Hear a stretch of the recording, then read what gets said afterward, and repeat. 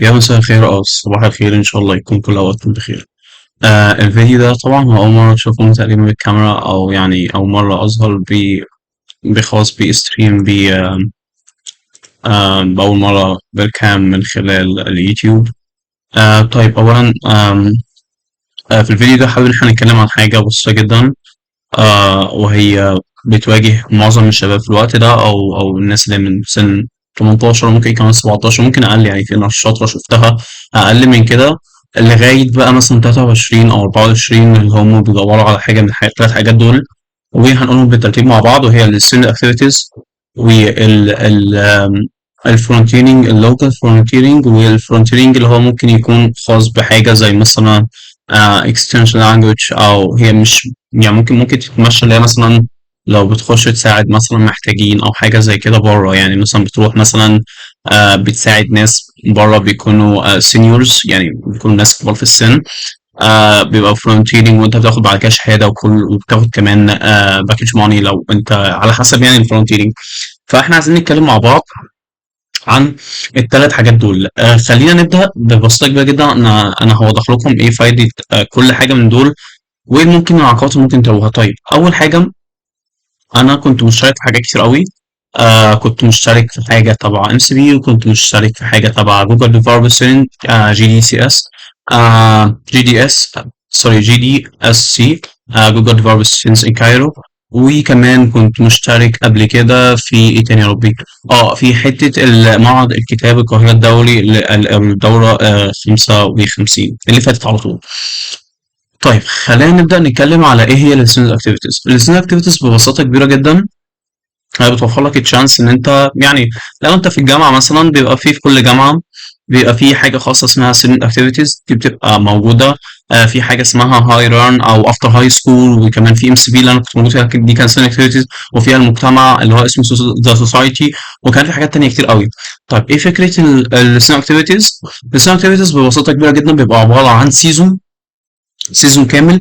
بيوفر لك ايه؟ بيوفر لك ان انت مثلا هتتعلم مهاره معينه. انا مثلا عايز اتعلم عن اتش ار، مثلا عايز اتعلم عن الجرافيك ديزاين، عايز اتعلم عن الارتفيشال انتليجنس، عايز اتعلم عن مجال دومين معين. بعد ما بخش السنه الجديده ده بيكون على مر السيزون ده بيكون على مر الدراسه كلها، وكمان فتره الصيف. بيكون مثلا من شهر 11 او 12 لغايه اخر السيزون خالص، وبيكون تقريبا على شهر 7 او 8 على حسب يعني سيزون، بس في الافريج يعني بيكون من 8 ل 10 اشهر تقريبا، ما بيكونش اكتر من كده. طبعا بيبقى في فترات اجازه عاليه جدا. الفتره دي انت بتتعلم، بيكون عندك دومين معين، سكيل معين بتتعلمها. طبعا مش بتوصل فيها من A to Z، يعني خلينا متفقين ان ما فيش عموما اي كورس بيجي يوصلك لحاجه من A to Z بشكل كامل، ولكن انت بتاخد عنها نولج كويسه. يعني انت بيكون عندك وعي اللي ممكن يتم، وكمان غير كده انت بتعمل نتورك. فكره النتورك في الكوميونتي وحاجه زي كده بتوفر لك ان انت لو عايز تنقل من دومين مثلا في ام سي بي مثلا. انا كنت مثلا في جرافيك ديزاين. زميلي كان مثلا في مجال الويب مثلا، وانا كنت عايز اسال مثلا والله حاجه وقعت معاها مثلا، كنت عايز اعمل ابلكيشنز او كنت عايز اخش مجال الويب، فجيت سالته فبدات والله طب ايه ده، طب معايا كورسز كويسه اخدتها. فبيبدا ان احنا نساعد على بعض. دي فكره الستودنت اكتيفيتيز ببساطه. بيمر عبارة عن طبعا بيبقى فيه ايفنت، وكمان بيبقى فيه هاكاثون والى ما اخره. وكل الحاجات دي بتمر بخطوات معينة على عبر السيزون الخاص بالستودنت اكتيفيتيز اللي انت بتبقى موجودة. طيب نخش على النقطة اللي بعدها، وهي الفرونتيرنج، وكمان هنتكلم عن اللوكال. زي مثلا معرض القاهرة الدولي مثلا. أكيد ممكن تسمع حاجة زي كده. ده بيبقى واسطة كبيرة جدا، بيبقى تنظيم زي مثلا تنظيم كأس العالم، أو بس كأس العالم ده بيبقى في الأغلب بيكون حاجة جلوبالي أكتر، ملهاش علاقة يعني كل الناس على حول العالم ينفع يقدموا. لكن لوكالي يا شباب يعني ببساطة كبيرة جدا، يعني الدولة بس هي الموجودة. يعني أنا في معرض كتاب مثلا عمري ما كنت هلاقي سوداني مثلا موجود، أو يعني ما صدفتش. يعني في الأغلب هيكون كل الناس الموجودة هيبقى من مناطق مختلفة من مصر، لكن هو في الآخر هم من مصر. ايه تاني؟ فاذا حاجه زي انا فرونتيرنج، او يعني حته اللي هي معرض الكتاب، بتوفر لك الشانس ان انت مثلا والله انت بتاخد شهاده، فبتوفر لك ان انت في السي في لما بتيجي تكتب مثلا والله communication skills, team working, team prayer والى ما اخره الكلام ده كله.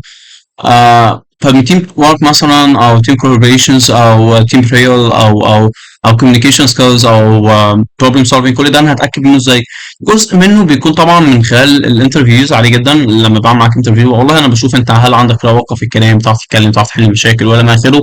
وفي حاجه تانية وهي بتبقى من خلال بتبقى من خلال اللي هي والله انت شفتك قبل كده انجيج اكتر مع الناس، بتتعامل اكتر مع الناس، بتعرف اكتر. فاذا انا هكون بدخلك وسط التيم بتاعي وانا ما عنديش مشكله يعني، والله ما عنديش مشكله في البيهيفير بتاعك، وده في حد ذاته الشركه بتكون عايزه حاجه زي كده. فبالتالي معظم اصلا آم، معظم الشركات بتبص على السوفت سكيلز تقريبا بتساويها جدا بالهارد سكيلز اللي هي حاجه زي التكنيكال او حاجه زي كده. لان السوفت سكيلز في الاخر انت تتعامل مثلا مع حد، فاذا الحد ده انت لازم تعرف تتعامل معاه بطريقه افضل طريقه ممكنه عشان تعرف تطلع افضل نتائج ممكنه للشركه او للبروجكت اللي انتوا شغالين عليه. فهي دي فكره برضك من افكار حته الفرونتيرنج. كمان في نقطه ببساطه كبيره جدا في حته الفرونتيرنج، وهي بتوفر لك حته ان انت تعرف عن النتورك، وكمان تطبق زي ما احنا قلنا هنطبق حته الكوميونيكيشن سكيلز. فده ببساطه كبيره جدا. في اللي هو الفرونتيرنج اللي انت بقى بتشوف العالم بقى، اللي انت بتقعد مثلا تسافر او بتروح مكان لاجل السفر. في زي سفير منح بينزل منح بينزل منح، وكمان بينزل فرونتيرنج ورك، بينزل حاجه اسمها عمل تطوعي، وبيبقى ده بيبقى ممكن تحصل على سفير منح. في ناس تانية كتير جدا بيعملوا حاجه زي كده. انتوا لو كتبتوا منح اصلا في ويب سايت اسمه يوروب يوز مثلا، يوروب يوز فرونتيرنج تقريبا او حاجه زي كده. هحاول ان انا احط اللينك في الديسكربشن. ده بيوفر لك حته المنح، هتقدر انت تقدم، بيجي والله يقول لك ان انت لازم تكون مثلا خريج ومعاك مش عارف ايه وايه، وتبدا خلاص كده انت تقريبا بنسبه كبيره. الهاير اكسبتنس فيها بتبقى كويسه ما بتبقاش وحشه. بس فدول تقريبا ثلاث انواع. في الاغلب لو انت سنك اقل من 20 سنه يعني يفضل ان انت تخش السينيور اكتيفيتيز. ويفضل يعني حبذا ان انت تكون قبل كده كمان، مفيش اي مشكله. ولكن لو انت قبل 20 يعني انت عايز تعرف سكيلز اكتر، فتقريبا ما كنتش اخترت الدومين معين اللي انت عايزه، فخش السينيور اكتيفيتيز اعرف اكتر.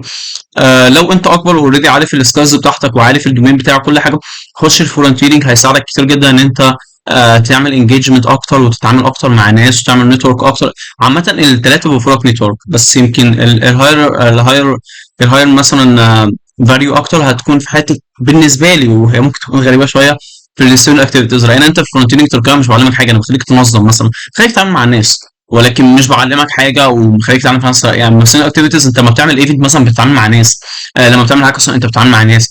اما فرونتيرنج انا مش بخليك تتعامل مع ناس، انت بتتعامل مع عدد كبير جدا، ولكن مش بعلم لك مهاره مثلا.